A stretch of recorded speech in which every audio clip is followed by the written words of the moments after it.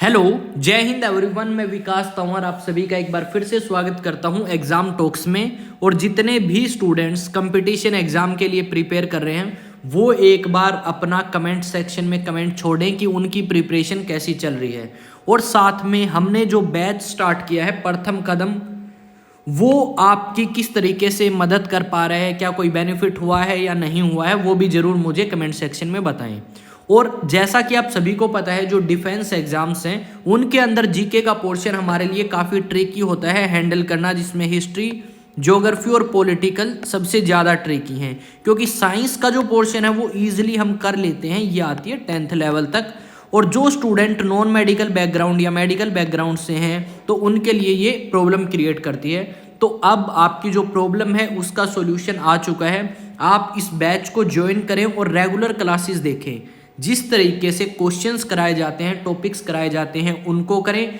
और मैं जल्द ही नहीं मतलब आज स्टार्ट कर दूंगा आपके लगभग 1500 इंपॉर्टेंट क्वेश्चंस जो हैं इंडियन पॉलिटी के, वो मैं आपको कराऊंगा। फिर ज्योग्राफी के और फिर हिस्ट्री के लगभग आपके 1500 जो क्वेश्चंस हैं वो आपको यहाँ पे कराए जाएंगे। तो जितने भी स्टूडेंट्स आपके इस सीरीज को देख रहे हैं या इस बैच को देख रहे हैं उनके लिए काफ़ी अच्छा अवसर है ये अपनी जीके का स्कोर बूस्ट करने का।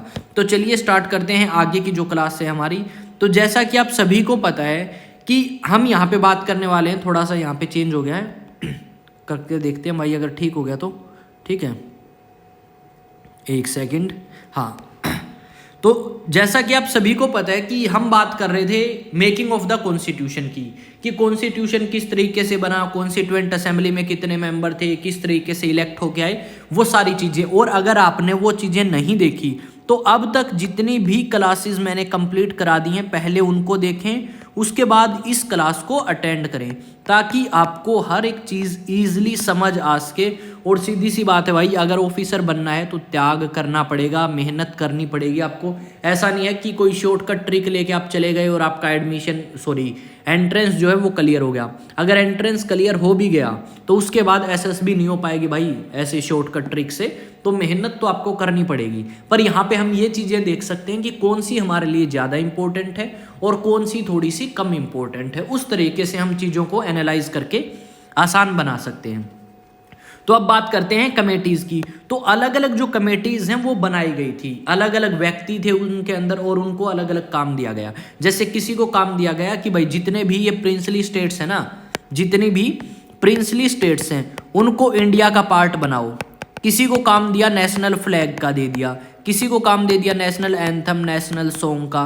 तो इस तरीके से अलग अलग काम दिए गए, उनके लिए अलग अलग कमेटीज़ बनाई गई। और कुछ कमेटीज़ जहां से डायरेक्ट आपसे क्वेश्चन पूछा जाता है कि इस कमेटी का हेड कौन था, तो वो आपको यहाँ पे बताना होगा। अगर हम बात करें इन कमेटीज़ की, union power, union constitution, provincial drafting, ये मैंने वो कमेटीज़ लिखी हैं जो ज़्यादा इंपॉर्टेंट है। इनके अलावा मैं आपको और भी कमेटीज़ जो हैं वो कराऊंगा। तो चलिए स्टार्ट करते हैं। यूनियन पावर कमेटी, अगर यूनियन कहीं पे आपको दिखता है, मोस्ट प्रोबेबली 99% अगर कहीं यूनियन आपको दिखता है तो उसका आंसर होने वाला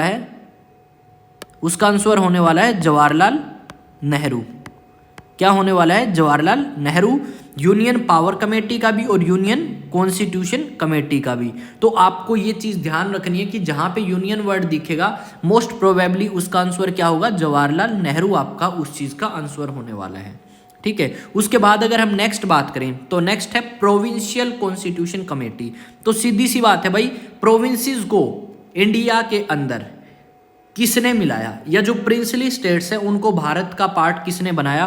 तो वो थे हमारे सरदार वल्लभ भाई पटेल या फिर सरदार पटेल, जिसको आयरन मैन ऑफ इंडिया भी कहा जाता है और बिस्मार्क ऑफ इंडिया भी इसे कहा जाता है। ठीक है। बिस्मार्क जो है उसने यूनिफिकेशन किया था इटली का और इसने यूनिफिकेशन किया है इंडिया का। और सीधी सी बात है यार, डिफेंस के लिए प्रिपेयर कर रहे हो ना तो बेसिक चीज़ें तो आपकी क्लियर होंगी। और इतने भी हम कह सकते हैं बिल्कुल डल नहीं होंगे कि भाई हमें कुछ ही नहीं पता और चीज़ें समझ नहीं आ रही। क्योंकि मान के चलो अगर हम एनडीए के लिए, सीडीएस के लिए या एफकेट, सीएपीएफ के लिए प्रिपेयर कर रहे हैं तो सीधी सी बात है हमने हमारा बेसिक जो है वो थोड़ा सा अच्छा रखा है, या फिर हम हौसला रखते हैं ज़्यादा मेहनत करने का, चीज़ों को अच्छे से समझने का। ठीक है। नेक्स्ट जो कमेटी है ये सबसे इंपॉर्टेंट है, जिसका नाम है ड्राफ्टिंग कमेटी। इसके जो चेयरमैन थे या अध्यक्ष थे वो थे BR अंबेडकर। और इस कमेटी के बारे में हम पर्टिकुलरली बात करेंगे। 7 मेंबर थे। 29 अगस्त 1947 को ये बनाई गई थी। देश आज़ाद होने के 14 डेज बाद इस कमेटी को बनाया गया था। उसके बाद नेक्स्ट अगर बात करें तो नेक्स्ट है फंडामेंटल राइट्स सब कमेटी। तो फंडामेंटल राइट्स सब कमेटी की अगर बात करूं मैं तो कौन है इसके हेड? तो फंडामेंटल राइट्स सब कमेटी के हेड हैं JB कृपलानी। कौन है? JB कृपलानी। इस चीज को आप ध्यान रखेंगे, पूछ सकते हैं, क्योंकि फंडामेंटल राइट जो है वो इंपॉर्टेंट टॉपिक है। माइनॉरिटीज के बारे में पूछ सकते हैं। माइनॉरिटीज सब कमेटी के हेड कौन थे?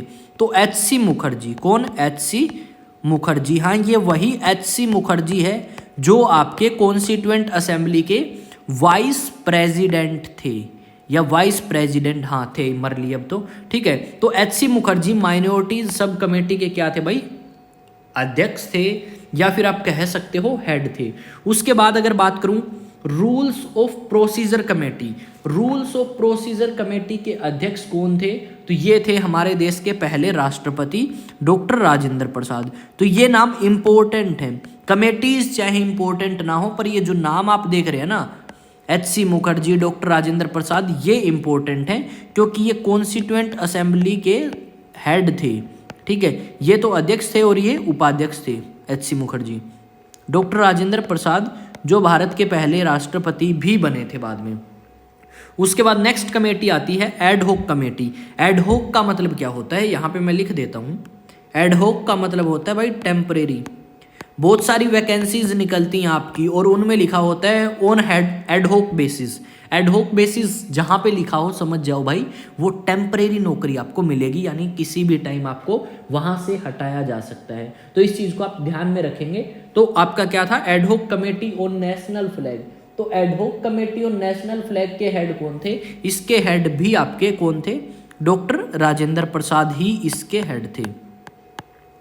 कौन थे? डॉक्टर राजेंद्र प्रसाद। यहाँ से तो इतने क्वेश्चन पूछ सकते हैं। वैसे और भी कमेटीज हैं जिनके बारे में हम बात कर सकते हैं, जैसे प्रेस गैलरी कमेटी, उषानाथ सेन है। उसके अलावा आपके और थे स्टेट्स कमेटी थी, उसके हेड जवाहरलाल नेहरू थे। तो वो हमारे लिए इतनी इंपॉर्टेंट नहीं है। जो इंपॉर्टेंट है वो मैंने आपको बताने की कोशिश करी है। अब बात करें कॉन्स्टिट्यूएंट असेंबली ड्राफ्टिंग कमेटी की। तो ये जो ड्राफ्टिंग कमेटी है ना, इसको बनाया गया 29 अगस्त 1947 को। और इस कमेटी को काम दिया गया कि आप एक ड्राफ्ट तैयार करेंगे, यानी एक आप रूपरेखा तैयार करेंगे, एक डिजाइन तैयार करेंगे, या आप ये बताएंगे कि इंडियन कॉन्स्टिट्यूशन के अंदर क्या क्या चीजें होनी चाहिए। आप हमें एक ड्राफ्ट दोगे, यानी एक आपको रफ आइडिया देना होगा कि क्या क्या चीज़ें हम इंडियन कॉन्स्टिट्यूशन में ऐड कर सकते हैं, क्या क्या होना चाहिए। जैसे फंडामेंटल राइट्स होने चाहिए, फंडामेंटल ड्यूटीज़, DPSP। इस तरीके से इन्होंने ड्राफ्ट जो है वो तैयार करके दिया था वो जो कॉन्स्टिट्यूएंट असेंबली थी उसको। तो ड्राफ्टिंग कमेटी बनी कब? तो बता देंगे 29 अगस्त 1947 को ड्राफ्टिंग कमेटी बनाई गई। अब बात करें ड्राफ्टिंग कमेटी के हेड या चेयरमैन कौन थे? तो वो थे BR अंबेडकर, यानी फादर ऑफ द कॉन्स्टिट्यूशन जिसे हम कहते हैं, वो आपके चेयरमैन थे ड्राफ्टिंग कमेटी के। क्योंकि इंडियन कॉन्स्टिट्यूशन को बनाने का काम अगर किसी ने किया है, या सबसे ज़्यादा इंपॉर्टेंट रोल अगर किसी ने प्ले किया है, तो वो आपकी ड्राफ्टिंग कमेटी ही है। अब इस ड्राफ्टिंग कमेटी के अंदर क्या था? 7 सदस्य थे। कितने सदस्य थे? 7 मेंबर्स थे। अब इन 7 मेंबर्स या 7 मेंबर्स जो हैं, इनका नाम क्या क्या है, ये हमारे लिए इंपॉर्टेंट है। वो क्वेश्चन कैसे पूछता है? Which among the following is not a member of drafting committee, कि इनमें से कौन सा मेंबर नहीं है ड्राफ्टिंग कमेटी का। ठीक है, अब आते हैं। फर्स्ट तो हमने बात कर ली अंबेडकर, सेकंड है N गोपाला स्वामी, थर्ड है KM मुंशी, फोर्थ है अलादी कृष्ण स्वामी, फिफ्थ है सैयद मोहम्मद शादुल्ला, सिक्स्थ है N माधव राव। अब जो N माधव राव है वो क्यों आए थे? क्योंकि BL मित्तर जो है उसकी हेल्थ प्रॉब्लम की वजह से उसने छोड़ दिया था ड्राफ्टिंग कमेटी को, इस करके BL मित्तर की जगह N माधव राव जो हैं यहाँ पे आए। उसके बाद है TT कृष्णामाचार्य। अब ये TT कृष्णामाचार्य जो हैं उन्होंने रिप्लेस किसको किया? DP खात्यान को। ठीक है, डीपी खात्यान की डेथ हो गई थी या बीएल मित्र की, इनमें से एक की डेथ हुई थी और एक की तबीयत खराब, जिसकी वजह से ये दोनों रिजाइन करके चले जाते हैं और इनको रिप्लेस करते हैं एन माधव राव और टीटी कृष्णमाचार्य। अब कई जगह ये जो वर्ड है ना टीटी, ये दिखाता है कि ये वाइस प्रेसिडेंट थे कॉन्स्टिट्यूएंट असेंबली के। एनसीईआरटी की बुक में या कई जगह शायद मैंने देखा है या पता नहीं किसी ने दिखाया था मेरे को एक स्कूल के अंदर, तो ये नहीं है। ठीक है, आपके जो वाइस प्रेसिडेंट हैं वो हैं वीटी, ना कि ये टीटी। तो इससे आप कंफ्यूजन ना करें उस चीज़ को। ठीक है, इतनी चीज़ें आई थिंक आपको समझ आई होंगी।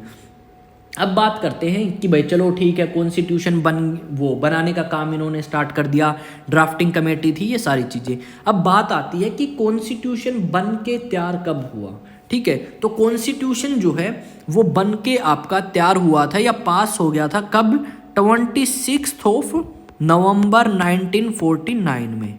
ठीक है, और 26 नवंबर 1949 में जब ये बना था तो जितने भी मेंबर्स थे उनमें से 284 जो मेंबर्स हैं वो साइन करते हैं कॉन्स्टिट्यूशन के ऊपर कि हम इस कॉन्स्टिट्यूशन के जवाबदेह हैं या इसके लिए रिस्पॉन्सिबल हैं, एक टाइप से। इस तरीके से इन्होंने जो है साइन किए कॉन्स्टिट्यूशन के ऊपर। अब इन्होंने पास तो कर लिया कि कॉन्स्टिट्यूशन ये है, पर लागू नहीं किया, सिर्फ पास किया है।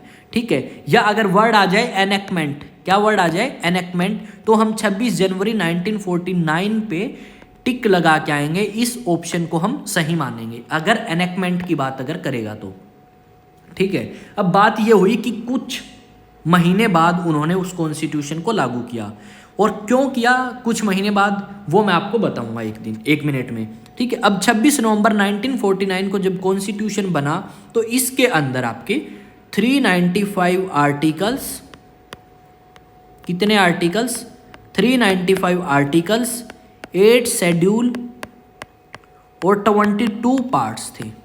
22 पार्ट्स थे इसके अंदर। अब बात यह है कि कॉन्स्टिट्यूशन लागू नहीं हुआ, पर कुछ चीज़ें ऐसी थी जो 26 नवंबर 1949 को ही लागू कर दी थी, जैसे आपकी सिटीजनशिप के बारे में, यानी सेकंड पार्ट जो है कॉन्स्टिट्यूशन का, इलेक्शन से रिलेटेड जो प्रोविजंस थे।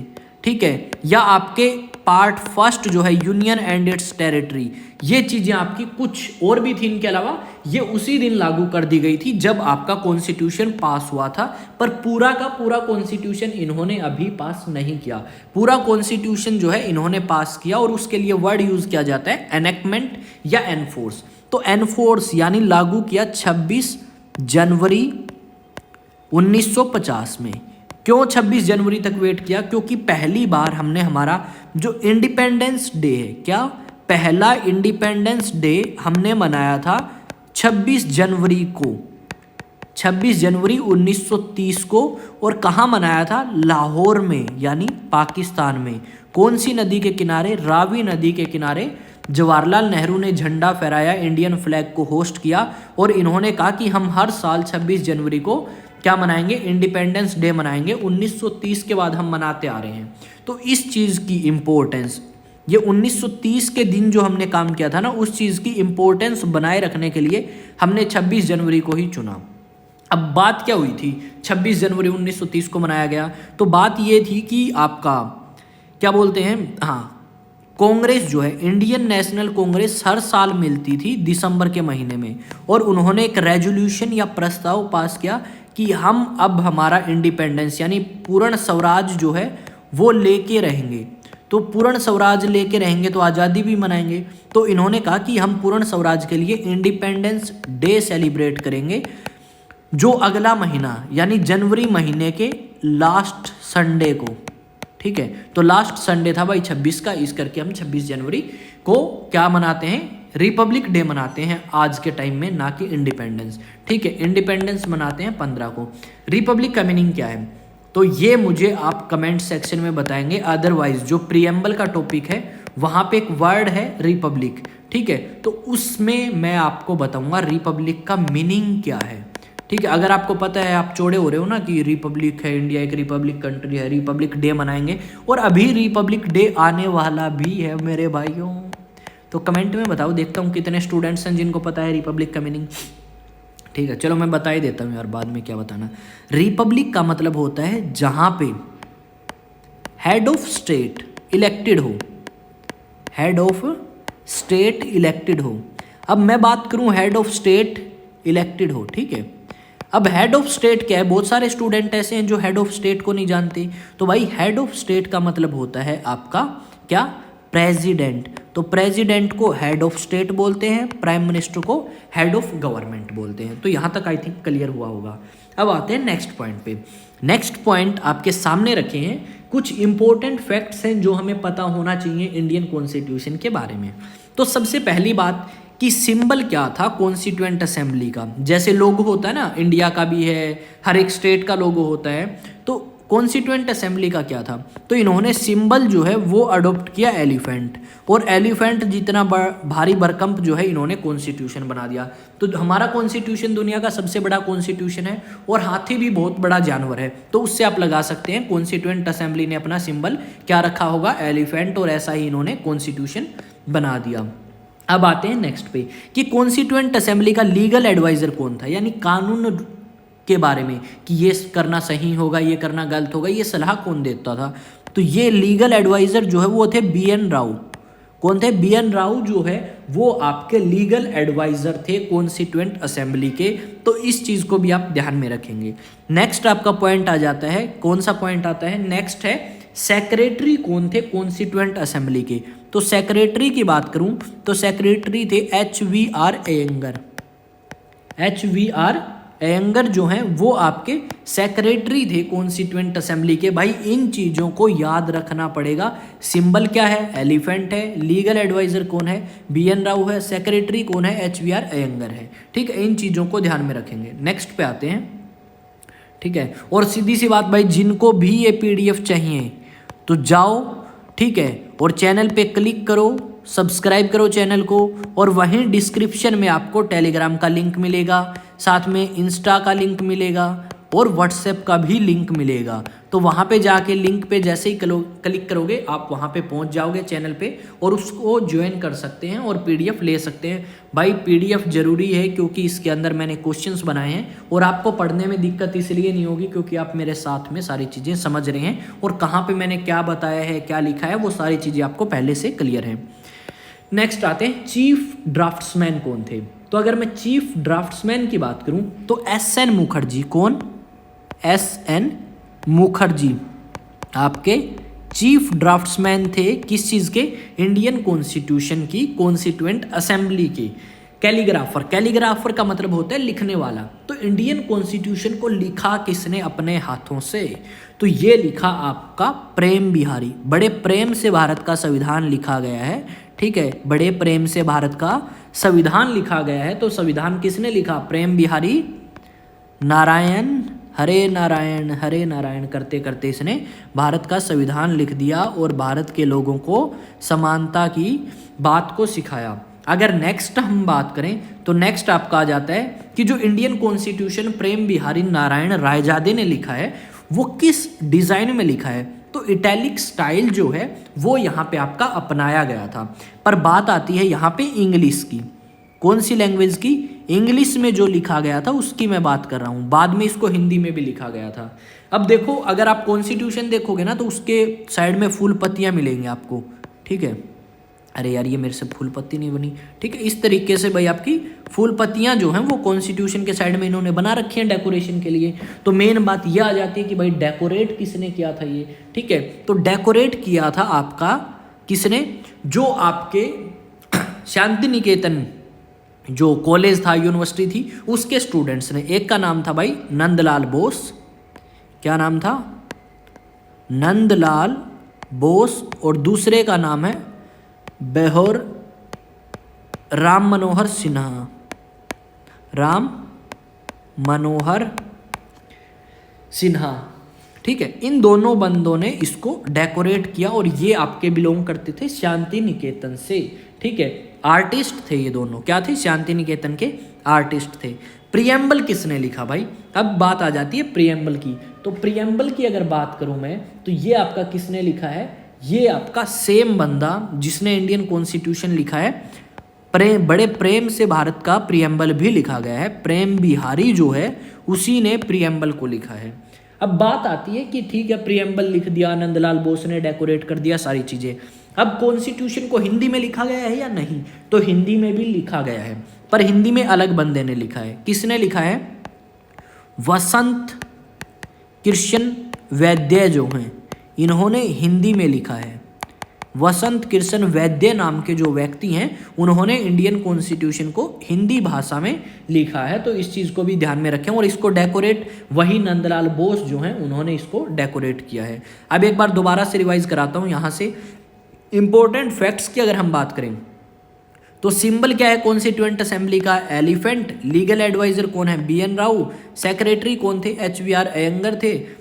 चीफ ड्राफ्ट्समैन कौन थे? SN मुखर्जी। कैलीग्राफर लिखने वाला Prem Behari Narain Raizada. Design italic design कौन सी लैंग्वेज? इंग्लिश में। डेकोरेट किसने किया? नंदलाल बोस और राम मनोहर सिन्हा ने। प्रियम्बल को किसने लिखा? प्रेम बिहारी नारायण रायजादा ने। हिंदी में किसने लिखा? वसंत कृष्ण वैद्य। तो ये इंपॉर्टेंट हो जाते हैं आपके लिए। अब आते हैं इनसे रिलेटेड इंपॉर्टेंट क्वेश्चंस की तरफ। अगर हम बात करें क्वेश्चंस की, तो पहला क्वेश्चन आपकी स्क्रीन के सामने है और इसका जवाब देने की कोशिश करें। क्वेश्चन ये है, who was the chairman of union power committee? मैंने बताया था जहां पे भी यूनियन दिखे तो उसका हेड कौन है? उसका हेड है नेहरू। यानी ऑप्शन नंबर ए जो है वो यहाँ पे आपका करेक्ट हो जाएगा। सॉरी।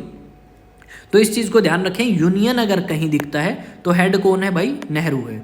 सेकंड क्वेश्चन की तरफ बढ़ते हैं। सेकंड क्वेश्चन है हमारा, who wrote the Hindi version? Hindi version किसने लिखा है इंडियन कॉन्स्टिट्यूशन का? तो हिंदी वर्जन के लिए मैंने बताया था कौन है?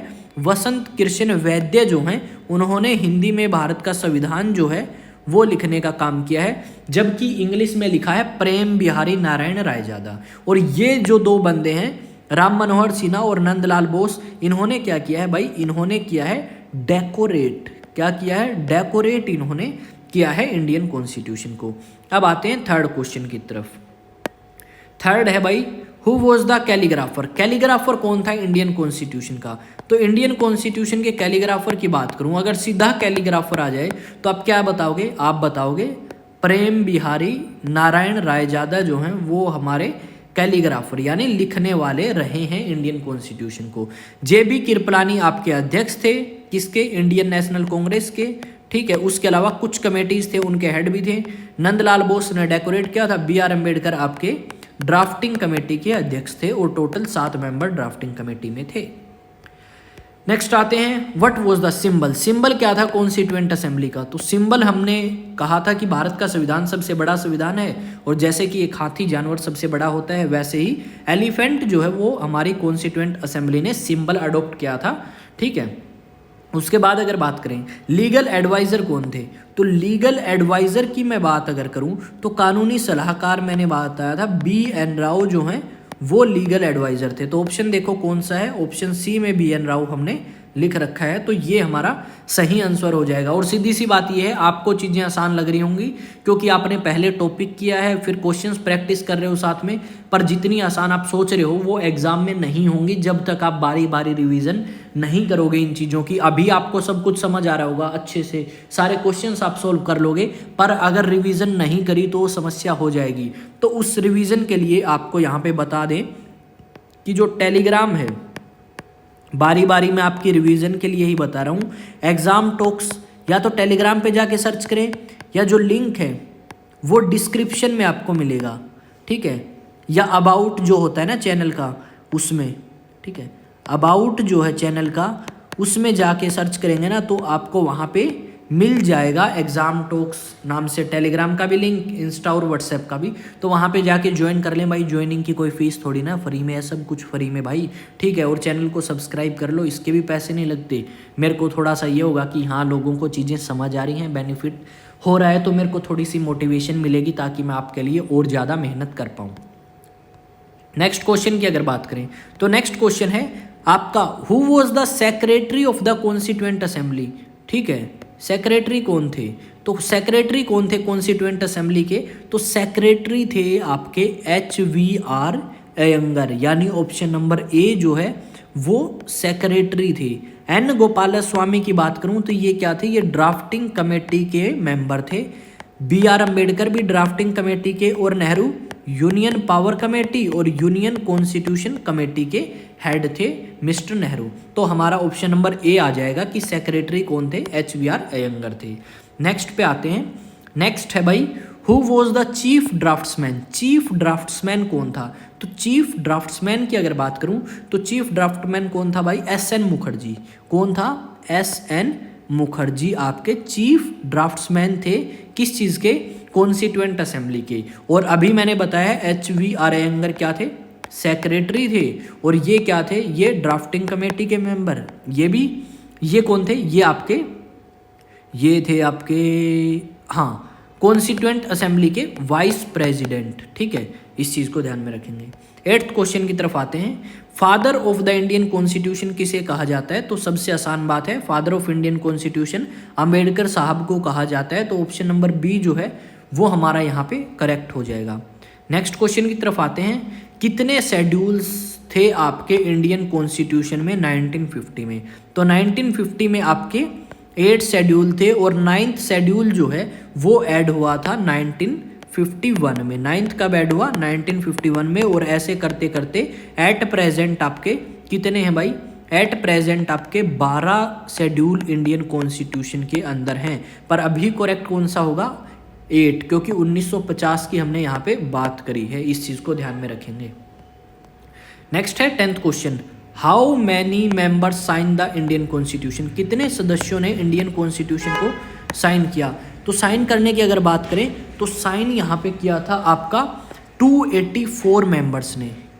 284 मेंबर्स आउट ऑफ 299 जो हैं वो साइन करते हैं इंडियन कॉन्स्टिट्यूशन के ऊपर। ठीक है, 284 जो मेंबर्स हैं वो। और टोटल अगर मेंबर्स की बात करें, अरे ले जाए इसने, 299 जो हैं वो टोटल आपकी स्ट्रेंथ थी। 299 टोटल स्ट्रेंथ और 284 जो मेंबर्स हैं वो साइन करते हैं। 11th क्वेश्चन की अगर बात करें, यार अभी पानी वाला आ गया था उठाने कैंपर और घंटी बजाने लग गया साइकिल की। 5-6 बार आराम से कह दिया इशारों में, भाई ना बजा, क्लास चल रही है। मान ही नहीं रहा भाई, बहुत कंप्यूटर बंदा है, पूछो ही ना। ठीक है, अब गया है कहने के बाद। नेक्स्ट है, when was Indian constitution came in force. Indian constitution कब लागू हुआ? फोर्स की बात करी है ना यहाँ, या फिर यहाँ पे क्या आ सकता है? एन फोर्स भी आ सकता है।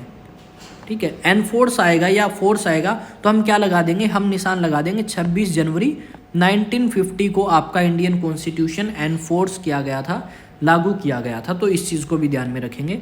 नेक्स्ट पे आते हैं। नेक्स्ट है, when was drafting committee form. Drafting committee कब बनी भाई? तो अभी थोड़ी देर पहले बताया था, ड्राफ्टिंग कमेटी जो है वो बनी थी 29 अगस्त 1947 को। तो ऑप्शन नंबर ए जो है वो हमारा यहाँ पे करेक्ट हो जाएगा, 29 नवंबर को बनी। इस दिन कॉन्स्टिट्यूशन कंप्लीट हुआ, इस दिन लागू हुआ और इस दिन आज़ाद हुए 15 अगस्त को हम। ठीक है, तो इस चीज़ को भी ध्यान में रख लियो भाई। आगे की तरफ बढ़ते हैं नेक्स्ट क्वेश्चन की तरफ आप सभी के साथ में। क्वेश्चन ये है, who was the chairman of provincial constitution committee. Provincial constitution committee के चेयरमैन कौन थे? तो प्रोविंशियल कॉन्स्टिट्यूशन की बात करी है तो यहाँ पे चेयरमैन थे सरदार वल्लभ भाई पटेल, जिन्होंने प्रोविंसेस को या प्रिंसली स्टेट्स को भारत का हिस्सा बनाया था। नेक्स्ट क्वेश्चन आप सभी की स्क्रीन के सामने है। किसने ये बात कही थी कि ड्राफ्टिंग कमेटी जो है वो ड्राफ्टिंग कमेटी नहीं है, ये तो ड्रिफ्टिंग कमेटी है। तो ये बात जो है ये किसने कही थी, आप मुझे कमेंट सेक्शन में बता सकते हैं या फिर मैं ही बताऊं। तो अगर हम बात करें, ड्राफ्टिंग कमेटी को ड्रिफ्टिंग कमेटी कहा था, यानी ये तो ऐसी कमेटी है जो 3 साल हो गए इनके, लगभग 3 साल हो गए और कॉन्स्टिट्यूशन इनसे बना नहीं। तो ये बात कही थी नजीरुद्दीन अहमद ने। देखो, कोई चीज़ बनती है, कोई काम आप करते हो तो सारे लोग आपकी तारीफ नहीं करते, कुछ क्रिटिसाइज भी करते हैं। तो ये जो क्वेश्चंस हैं, जो कह रहे थे ना सर CDS लेवल का कराओ, NDA लेवल का कराओ, CAPF लेवल का कराओ या फिर UPSC लेवल का कराओ, भाई सारी चीज़ें टाइम पे होंगी। सिर्फ और सिर्फ आप विश्वास रखें और पेशेंस रख के आप अपनी क्लास अटेंड करें। डेफिनेटली जितना बेटर हो सकेगा उतना बेटर मैं आपके लिए करने की कोशिश करूँगा। आपको टेंशन लेने की ज़रूरत ही नहीं है। ठीक है, आपका भाई आपके साथ में है। तो अगर बात करें ड्राफ्टिंग कमेटी को, ड्रिफ्टिंग यानी सरकने वाली है, तो ड्रिफ्ट हो रही है, आगे सरक रही है, आज बनाएंगे कल बनाएंगे, आज बनाएंगे कल। तो ये बात कही नजीरुद्दीन अहमद ने। तो इसको याद रखें, इंपॉर्टेंट क्वेश्चन है और यूपीएससी में पूछा गया क्वेश्चन है, शायद में भी सीडीएस में ही पूछा गया हुआ है। ठीक है, किसने कहा कि कॉन्स्टिट्यूएंट असेंबली तो वन पार्टी बॉडी है, यानी इस कॉन्स्टिट्यूएंट असेंबली में तो एक ही पार्टी के सदस्य हैं और वही है इंडियन नेशनल कांग्रेस, जो डोमिनेट कर रही थी इस कॉन्स्टिट्यूएंट असेंबली को। तो ये जो बात है कि वन पार्टी बॉडी है, ये किसने कही, एक सेकंड, हाँ ये किसने कही भाई, जल्दी बताओ। तो ये जो बात है ये कही थी ग्रैनविल ऑस्टिन ने। तो ग्रैनविल ऑस्टिन जो है वो हमारा ऑप्शन नंबर बी में हमें यहाँ पे देखने को मिल रहा है। तो ऑप्शन नंबर बी यहाँ पे करेक्ट आंसर होगा। 16th क्वेश्चन है हमारा कि आपके कितने सेशंस हुए थे कॉन्स्टिट्यूएंट असेंबली के।